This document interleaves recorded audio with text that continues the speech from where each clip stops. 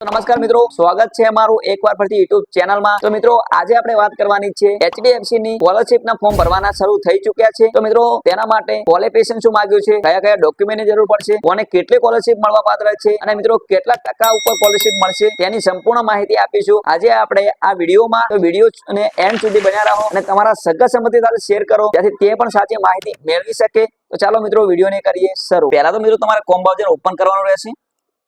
મિત્રો chrome browser open કરશો એટલે મિત્રો આઇકન તમારે સર્ચ બારમાં સર્ચ કરવાનું રહેશે HDFC આટલું લખીને તમે સર્ચ કરશો એટલે મિત્રો તમારી સામે HDFC બેંકની ઓફિશિયલ વેબસાઇટ આવી જશે। તો મિત્રો તેના પર ટિક કરવાનું રહેશે। મિત્રો તેના પર ટિક કરશો એના પછી મિત્રો આઇકન તમે જોઈ શકો છો ફિન્ડ ન્યૂ સ્કોલરશિપ। તો મિત્રો તમારે તેના પર ટિક કરી દેવાનું રહેશે। મિત્રો તેના પર ટિક કરશો મિત્રો આ રીતે તમે સાઈડમાં આવી જશો। ત્યાર પછી મિત્રો ટુ બડી ફોર સ્ટુડન્ટ તો મિત્રો તેના પર ટિક કરવાનું રહેશે। તેના પર ટિક કરશો એટલે મિત્રો ઉપર થોડું ક્લોઝ કરશો। મિત્રો આ રીતે તમને એક ઓપ્શન આવી જશે।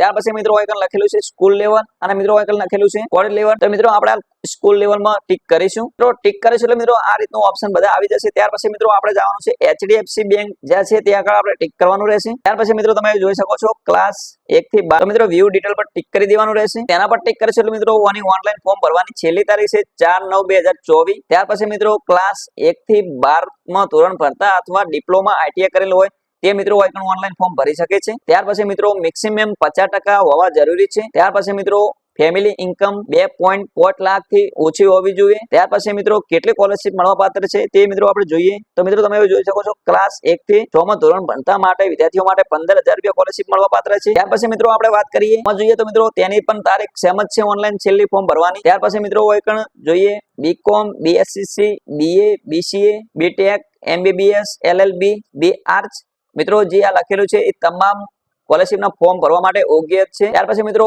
માર્ક્સની વાત કરીએ તો મિત્રો 55% થી ઉપર જ હોવા જોઈએ। ત્યાર પછી મિત્રો ઇન્કમની વાત કરીએ તો 2.5 લાખ થી નીચે જ હોવી જોઈએ। ત્યાર પછી મિત્રો કેટલી સ્કોલરશિપ મળવા પાત્ર છે તે મિત્રો આપણે જોઈએ।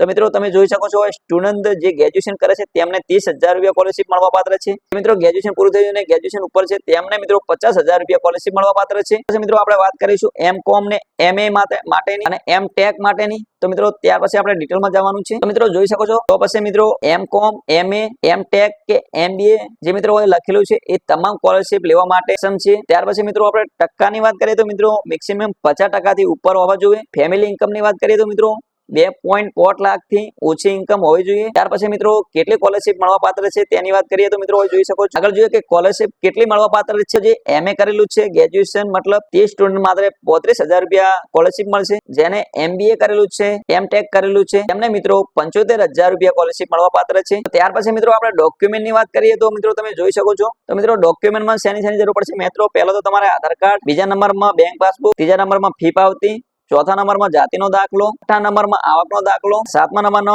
એક ફોટો જરૂરી છે અને ત્યાર પછી મિત્રો છેલ્લા સેમની માર્કશીટ અને 10/12ની માર્કશીટ આટલી મિત્રો જે ડોક્યુમેન્ટ લખેલા છે એ તમામને જરૂર પડશે। ત્યાર પછી મિત્રો તમને માહિતી કોઈ ખબર ના પડે તો મિત્રો અમારો મોબાઈલ નંબર આપેલો છે તેના પર જઈ તમે કોલ કરી અને ઓનલાઈન ઘરે બેઠા WhatsApp ડોક્યુમેન્ટ કરીને અમારા સાથે ફોર્મ ભરી શકો છો। નીચે અમારું એડ્રેસ આપેલું છે ઓફિસનું, ત્યાં આગળ આવી પણ તમે અમારી સાથે ઓનલાઈન ફોર્મ ભરાવી શકો છો। તો મિત્રો ઉમ્મીદ કરું છું આ વિડીયો તમને પસંદ આવ્યો હોય તો વિડીયોને લાઈક શેર અને તમારા સગા સંબંધી સાથે શેર કરો જેથી તેમને પણ આ માહિતી મળી શકે। ચાલો મિત્રો વિડીયોને કરીએ એન્ડ।